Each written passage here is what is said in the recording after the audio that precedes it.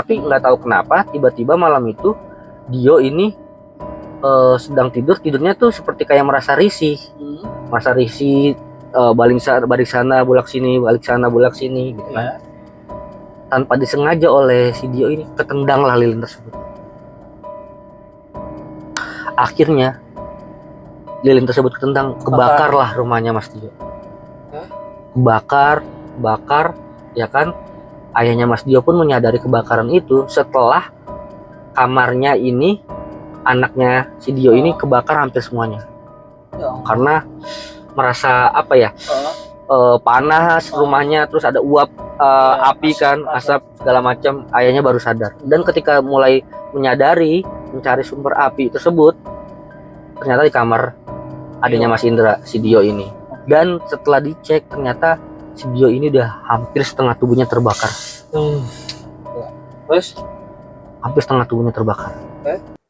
Halo guys, selamat malam. Jumpa kembali lagi bersama kita di sini di acara favorit kalian, di channel YouTube kesayangan kalian, di mana channel YouTube ini menyediakan selalu konten-konten horor yang penuh dengan misteri dan penuh dengan penasaran yang pastinya kalian membuat bulu kuduk kalian merinding.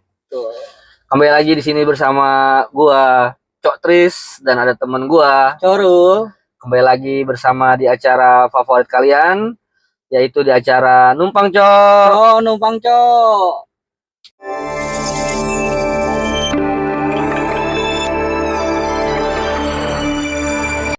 Apa kabar guys kalian malam hari ini? Semoga kalian selalu diberikan kesehatan, selalu diberikan panjang umur, Amin. Keberkahan. Amin. Sebentar lagi kita akan memasuki hari bulan puasa guys. Bulan Ramadan, dimana bulan-bulan ini yang selalu ditunggu-tunggu umat muslim seluruh dunia. Betul. Semoga kita selalu diberikan kesehatan. Amin, Allah, amin. Agar kita sampai di bulan puasa nanti diberi panjang umur oleh Allah Subhanahu wa taala. Biar kita semua bisa menyelesaikan ibadah bulan puasa nanti di bulan Ramadan. Jadi seperti biasa guys, malam ini gue akan menceritakan video yang cerita yang akan dikirimkan oleh viewers kita, subscriber kita melalui inbox email kita. Buat kalian yang udah nggak sabar-sabar nih menunggu kapan nih narasumber kita akan diundang lagi, tenang guys. Nanti ada waktunya kita akan mengundang narasumber. Ada saatnya. Ada saatnya. Kita sedang mempersiapkan semuanya itu surprise untuk kalian.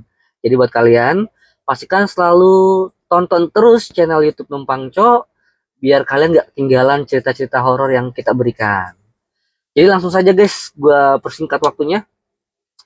Malam ini gue akan menceritakan cerita yang dikirimkan oleh viewers kita. Itu dari kota yang cukup jauh guys. Kota ini di daerah Kalimantan. Jauh juga. Dari Kalimantan. Untuk tempat spesifiknya Kalimantannya di mana, gue nggak bisa jelaskan kepada kalian karena ini apa namanya pesan dari si pengirim untuk merahasiakan privasi si pengirim biar tidak dijelaskan secara detail. Betul. Alamatnya dan namanya. Jadi ini terjadi di salah satu kota di Kalimantan. Terjadi dengan keluarganya. Nama pengirimnya kita samarkan aja Mas Indra. Mas Indra. Ya. Oke. Mas Indra ini tinggal salah satu kota di Kalimantan, guys. Kota yang cukup besar, tapi beliau tinggalnya di pesisir sungai. Oh, sapi sungai. Nah, pesisir sungai, guys. Dia tinggal di pesisir sungai.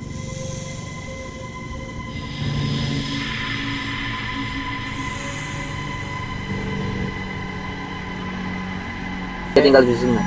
Dia tinggal bersama kedua orang tuanya dan dua orang adik. Mas Indra ini sekarang beliau ini sudah bekerja. Usianya kurang lebih di usia 25 tahun. Beliau mempunyai adik di nomor 2 itu usianya mungkin sekarang sekitar 13 tahun dan ada adiknya yang nomor 3 ini usianya sekitar 10 tahun. Okay. Jadi Mas Indra ini menceritakan dari pengalaman yang benar-benar keluarganya rasakan.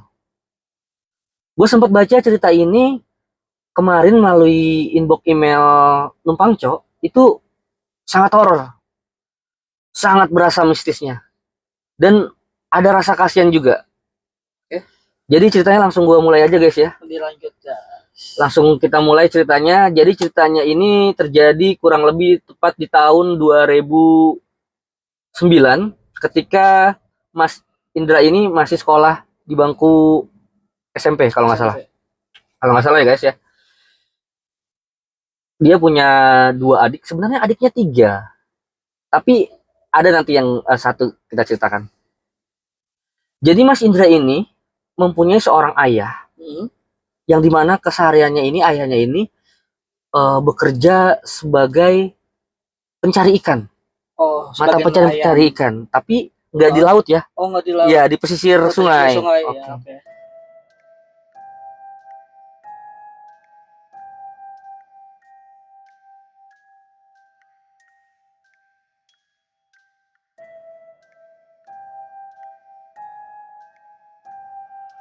Jadi pada suatu ketika ayahnya Mas Indra ini mencari ikan seperti biasa, rutinitas seperti biasa gitu kan, mencari ikan di tengah pesisir sungai. Gitu kan. Di hari itu ayahnya Mas Indra merasakan seperti nggak biasanya.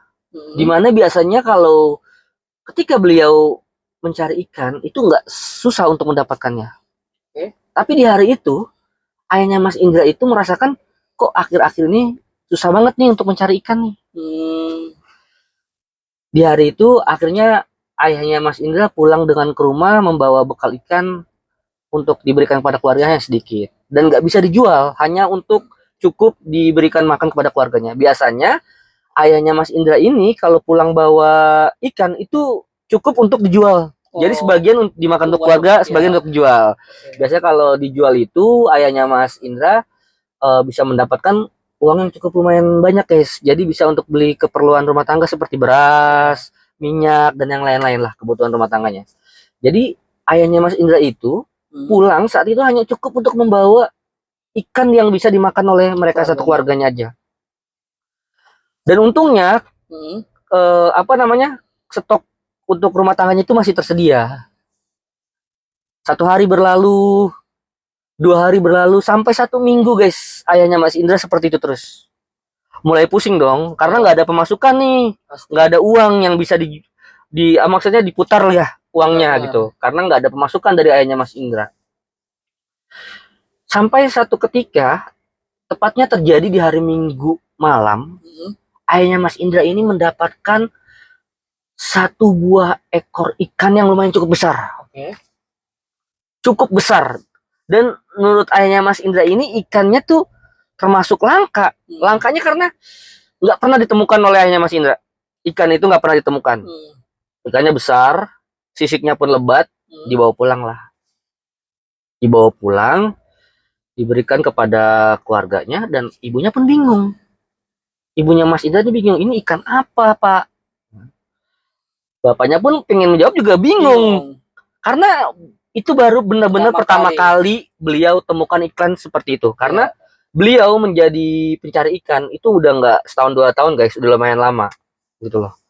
Tapi ikan ini tuh seperti aneh menurut ayahnya Mas Indra. Dibawa pulang oleh bapaknya Mas Indra ini, dicek sama ibunya, ya udah kata bapaknya Mas Indra, ya udahlah Bu, yang bapak dapat hanya seperti itu, ya kan? Udah dijadikan lauk aja.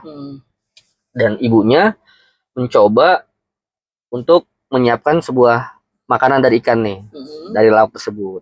Nah, ketika dipotong oleh ibunya ini merasakan aneh. Keanehan itu terjadi, ternyata darah ikan ini beda dengan darah ikan yang biasanya ibu Mas Indra potong. Darahnya itu dia bilang cukup pekat, warna merahnya cukup pekat dan banyak. Nggak seperti umumnya ikan yang pada biasa kalau dibelek ya darahnya dikit aja gitu. Tapi ini banyak darahnya. Tapi ibunya Mas Indra nggak berpikir macam-macam.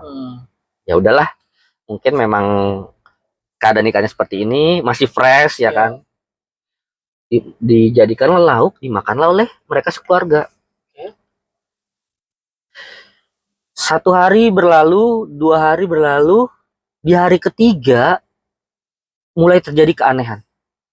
Kenapa tuh, Cok? Keanehan ini muncul tiba-tiba adiknya Mas Indra ini yang terakhir nih, yang gue bilang nomor 4 harusnya ada, Iya. tiba-tiba sakit. Oh. Yang paling kecil nih tiba-tiba sakit. Sakit yang amat cukup parah. Karena di malam ketiga itu drastis, badannya drop, panasnya tinggi, Iya. sampai mengeluarkan sebuah darah dari hidung dan kuping. Ayahnya Mas Indra dan keluarga panik dong. Iyalah, pasti. Karena tiba-tiba sakit seperti itu. Dibawalah ke rumah sakit. Oke. Setelah dibawa ke rumah sakit, diperiksa sama dokter. Kata dokter, oh ini hanya gejala tipes. Akhirnya diberikan obat oleh dokter, dibawa pulang lagi. Nggak usah dirawat, cukup jaga di rumah aja kok. Nanti ya, nanti juga bisa membaik. Bawa pulang ke rumah. Besokannya, ayahnya Mas Indra seperti biasa bapaknya nih. Apa namanya? Mencari ikan lagi. Ya kan? Mencari ikan lagi. Di hari itu ikan banyak didapatkan. Wow, banyak, senang banget dah bapaknya Mas Indra nih pulang membawa ikan. Bu, kita dapat tangkapan banyak nih, ayah nih, bapak nih dapat tangkapan banyak, ya kan? Bisa kita jual. Akhirnya dijual lah sebagian. Udah seperti itu, kebesokannya ketika bapaknya Mas Indra mulai mencari ikan lagi nih, ya kan? Dia mendapatkan satu buah seekor biawak. Oke. Seekor biawak tuh, biawaknya cukup besar, cukup panjang. Bapaknya Mas Indra melihat nih dari jauhan nih, wah ada biawak. Kayaknya biawak ini kalau dijual lumayan nih harganya nih. Diambil lah oleh bapaknya Mas Indra. Bapaknya Mas Indra pun selama mencari ikan itu jarang, bahkan sama sekali nggak pernah menemukan adanya seekor biawak. Tapi di kali itu ada. Akhirnya diambillah biawak tersebut oleh bapaknya Mas Indra, dibawa pulang. Niatnya mau dijual, tapi dikandangin dulu lah. Pak Indra ini. Pak Indra ini sama bapaknya, iya dikandangkan.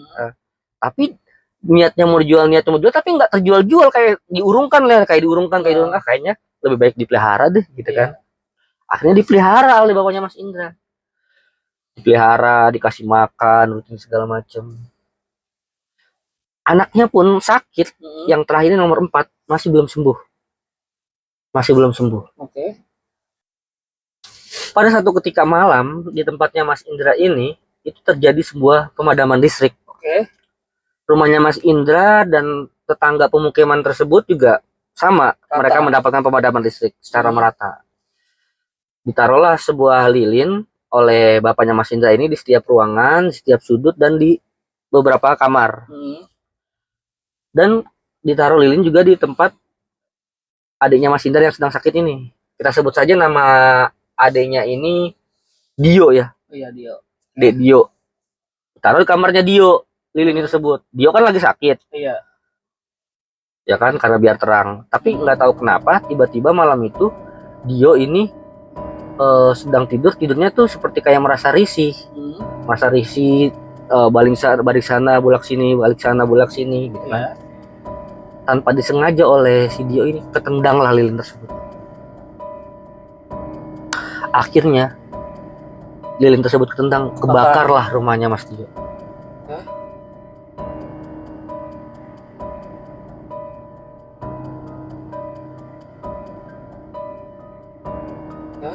Bakar, ya kan. Ayahnya Mas Dio pun menyadari kebakaran itu setelah kamarnya ini, anaknya si Dio ini kebakar hampir semuanya. Karena merasa panas rumahnya, terus ada uap api kan, asap segala macam. Ayahnya baru sadar, dan ketika mulai menyadari mencari sumber api tersebut, ternyata di kamar adanya Mas Indra, si Dio ini. Dan setelah dicek, ternyata si Dio ini udah hampir setengah tubuhnya terbakar. Terus? Hampir setengah tubuhnya terbakar. Terus dibawa ke rumah sakit. Tapi untungnya satu rumah itu belum hampir semua kebakar, baru beberapa ruangan aja yang kebakar. Sempat dipadamkan oleh warga, terselamatkan lah akhirnya. Dan dibawa ke rumah sakit, dirawat. Lalu dirawat adanya Mas Indra ini, si Dio ngomong begini, Pak, kemarin Dio mimpi didatangin sama laki-laki itu lumayan serem, Pak. Lumayan serem gimana? Kulitnya bersisik seperti sisiknya itu seperti sisik buaya, dia bilang. Beliau mengatakan, dia berkata seperti ini, Pak, kamu telah mencelakai anakku. Dia bingung, Pak, maksudnya apa gitu kan. Bapaknya pun bingung. Itu mungkin hanya sebatas mimpi kamu aja, jadi nggak usah dihiraukan. Mungkin kamu sedang sakit kan. Ya udah, Pak, gitu kan. Udah tuh. Nah, si biawak ini masih dipelihara sama bapaknya Mas Indra. Masih dipelihara, masih diberi makan, segala macam, ya kan. Nah, tiba-tiba cukup lama ya si Dio ini dirawat di rumah sakit karena luka bakarnya cukup banyak. Ada sekitar 10 harian lah. 1 hari dirawat, 2 hari dirawat, 3 hari, 4 ke 5 harinya Dio dimimpikan lagi oleh makhluk yang sama, bersisik. Beliau berkata seperti ini, tolong lepaskan anak saya. Iya, tolong, kata si bapaknya. Itu mah hanya sebatas mimpi aja kali, Dek, gitu kan, nggak usah terlalu dipikirin. Tapi kenapa mimpinya sama terus, Pak, gitu kan. Mungkin kamu habis nonton film kali, jadi terbawa mimpi, gitu kan. Nonton film dari mana sih, Pak? Orang Dio aja udah 5 hari di rumah sakit, gitu kan. Nah, Mas Indra tuh udah mulai bingung nih, Mas Indra nih. Mas Indra sempat dalam hatinya bertanya-tanya, kenapa adik gue kayak, terus kenapa kok tiba-tiba adik gue sakit seperti ini, kenapa tiba-tiba kok jadi kayak ada semacam banyak musibah nih yang terjadi nih di rumah nih. Di hari ke 6-nya Dio masih di rumah sakit, ayahnya Mas Indra ini, bapaknya masih seperti biasa rutinitas mencari ikan. Karena kan butuh pemasukan biaya kan. Di hari ke-6-nya itu bapaknya Mas Indra, ayahnya ini, dapat lagi sebuah ekor biawak. Ini hanya ekor berarti? Enggak, iya satu buah lagi, dapat lagi satu buah ekor biawak. Tapi yang anehnya nggak ada buntutnya. Nggak ada buntutnya. Oke.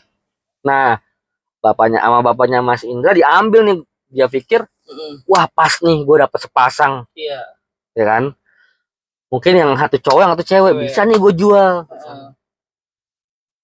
Tapi setelah dibawa pulang, disatukan lagi di kandang, ya kan? Biawak itu seperti kayak dipelihara lah, pokoknya kayak dikurung lah, diikat segala macem kan. Nah, Dio itu bermimpi lagi. Dalam mimpinya ini berkata, sosok makhluk tersebut berkata, kamu bermain-main dengan saya. Kamu nggak merasa kalau kamu sedang mencari suatu masalah. Dia pun bingung, karena dia nggak pernah melakukan sesuatu apa-apa gitu kan. Dan tepatnya di hari ke-10 si Dio dirawat di rumah sakit ini, tiba-tiba si Dio dinyatakan oleh dokter meninggal. Ya Allah. Dinyatakan oleh dokter Dio meninggal. Oke. Bapaknya pun bingung kan. Iyalah pasti, apalagi udah 3 kali dimimpin kan istilahnya kan.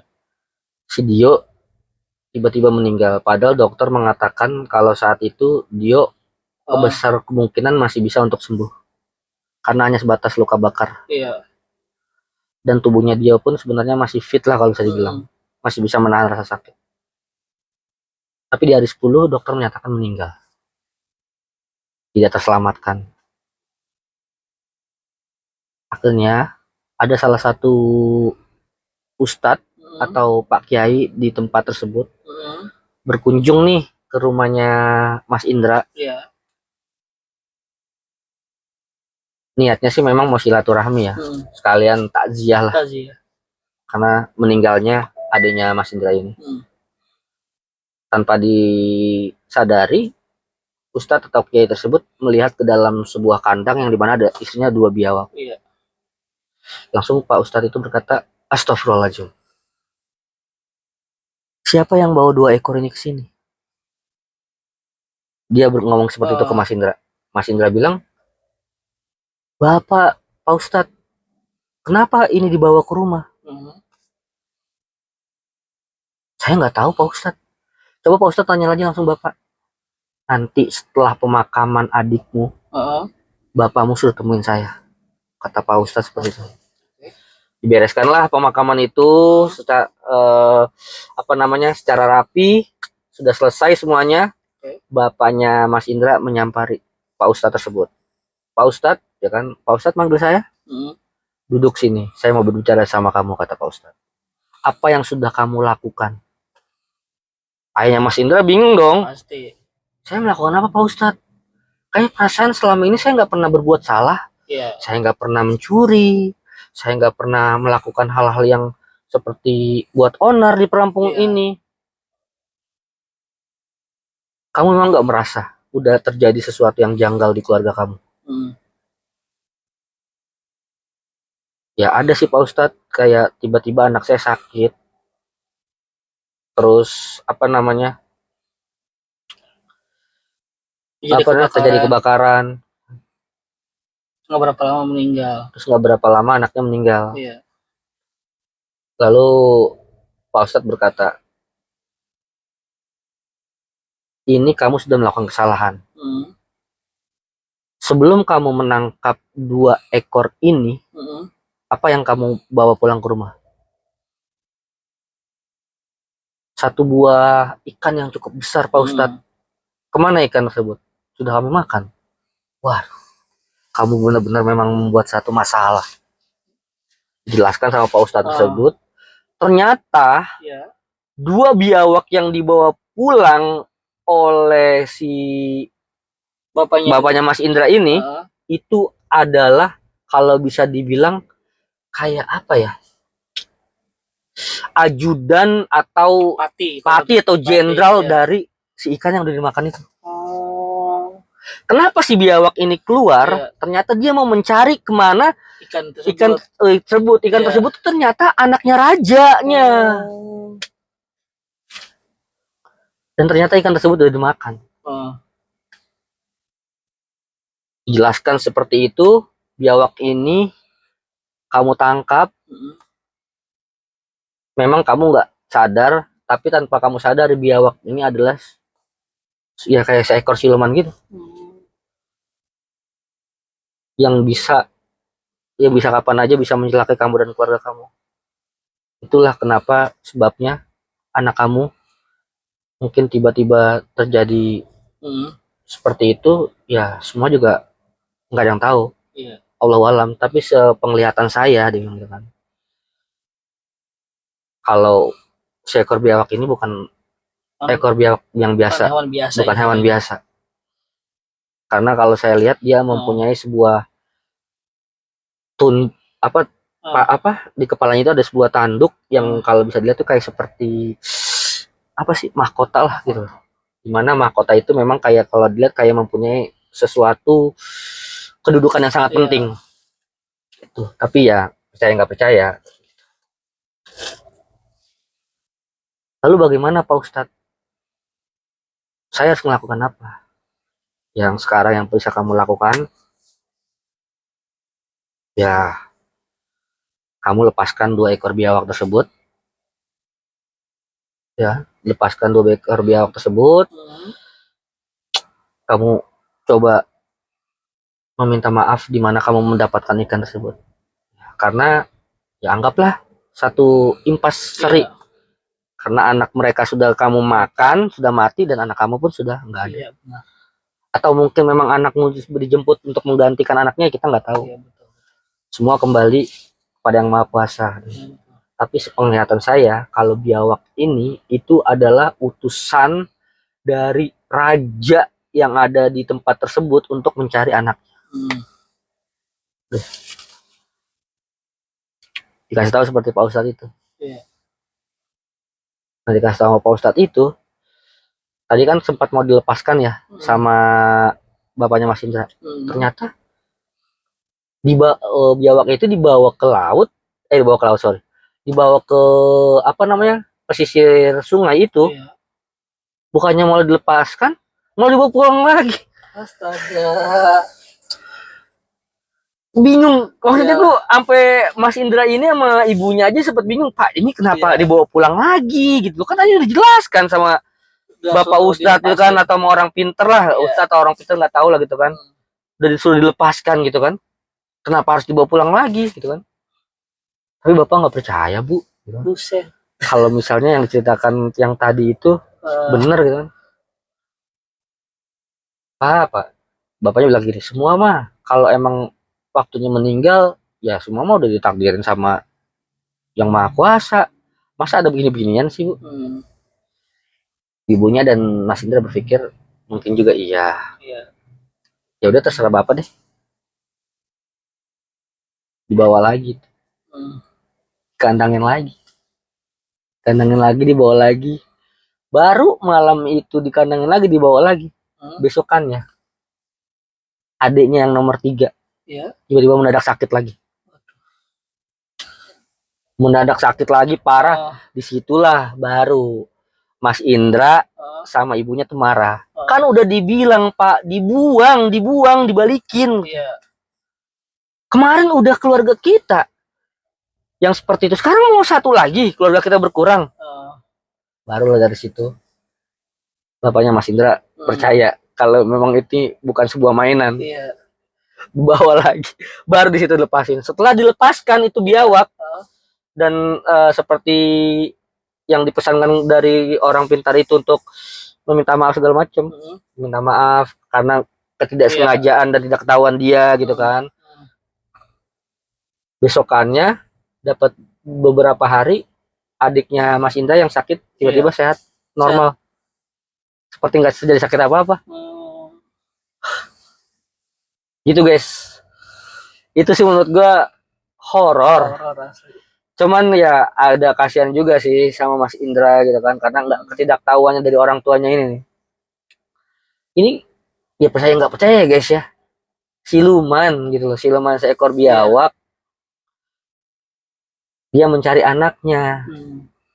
Tapi nggak lucu juga guys, ini ekor biawak ya mungkin bisa juga sih ya, kalau rajanya ikan, patihnya biawak, ya mungkin anaknya juga ikan ya kan yang dimakan itu kan. Ini kan yang biawak ini kayak utusannya itu loh. Siluman kita nggak tahu mereka bisa menyerupai apa aja ya kan. Tapi ya nggak ketidaktahuan dari bapaknya Mas Indra yang menyebabkan keluarganya jadi terkena musibah. Jadi ya begitu guys, makanya pastikan kalian kalau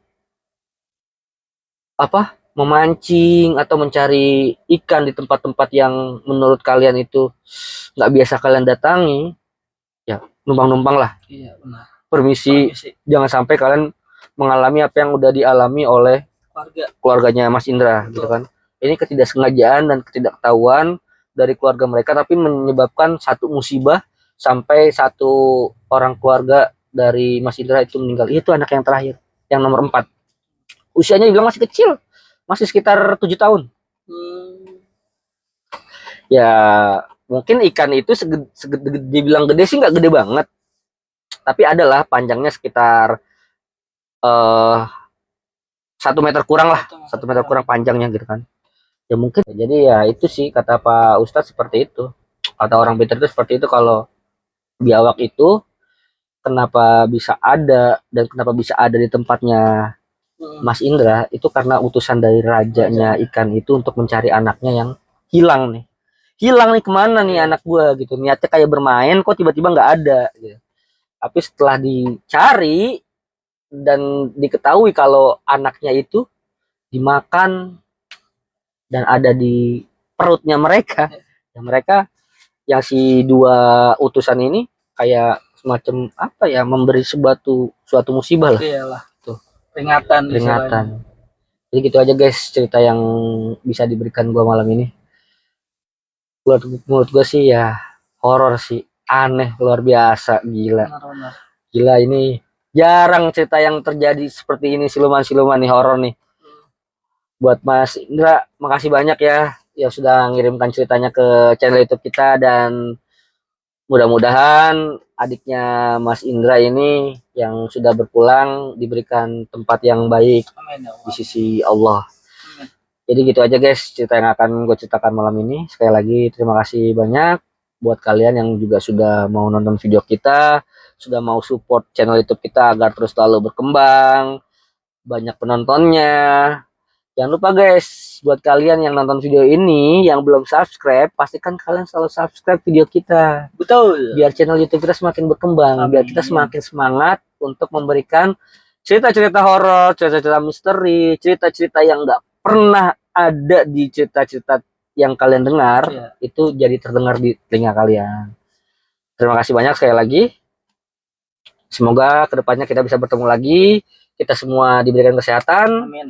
Jangan lupa nanti kalau kita berpuasa jaga kesehatan kita ya. Kita langsung akhiri saja video ini. Terima kasih banyak. Wabillahi taufiq wal hidayah. Wassalamualaikum warahmatullahi wabarakatuh. Numpang Jo. Numpang Jo.